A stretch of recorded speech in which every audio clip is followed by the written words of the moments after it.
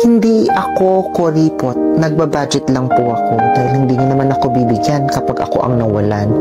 Alam mo yung feeling na kapag tumanggi ka sa mga yayaan, sa mga gimikan, or kung medyo hindi ka basta-basta gumagastos, agad-agad may label ka na kuripot or madamot. Pero malaking misunderstanding iyon. Hindi sa ayaw nating gumastos, hindi sa hindi tayo generous, pero kasi marunong lang tayong mag-budget. Sa mundo ngayon kung saan ang bilis maubos ng pera, pero ang tagal kitain, kailangan natin maging wise sa pag-handle ng ating mga finances. Ito yung realidad na kahit papaano, kailangan nating harapin. Sa bawat desisyon natin sa paggastos, may kaakibat yun na consequence. Kaya bago pa man tayo sumama sa mga lakad na alam nating magpapalubog lang sa atin sa utang or magiging dahilan para mawalan o mawala yung mga pinaghirapan natin, pinipili nating mag-decline. Hindi dahil sa kuripo tayo, kundi dahil ayaw nating dumating sa iyong araw na wala tayong mahugot sa bulsa at walang ibang malalapitan. Nakakatawa nga, di ba?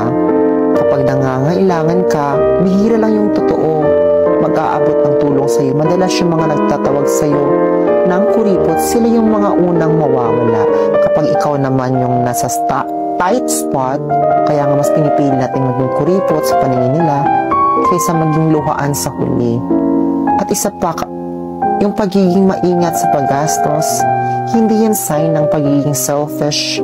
It's actually the opposite. Iniisip natin yung future, hindi lang yung present satisfaction natin. Iniisip natin kung paano tayo mabubuhay nang hindi umaasa sa iba, kung paano natin matutulungan yung sarili natin at yung mga mahal natin sa oras ng pangangailangan or sa susunod na may magsasabi sa yung kuripot ka, ngiti ka lang. Tandaan mo yung pagiging kuripot mo, yung pagiging wais mo sa pera, yun yung magdadala sa iyo sa mas stable na at secure na future. Sa huli, hindi yung mga temporary na saya ang magpapayaman sa iyo, kundi yung matatag na financial habits na pinapractice mo. Kaya keep doing. Mag-budget ka, mag-save, at mag-invest. Huwag mong intindihin yung sasabihin ng iba. Dahil sa huli, ikaw yung tatawa. Ikaw yung magiging successful habang sila baka nagtataka pa rin kung saan napunta yung pera nila.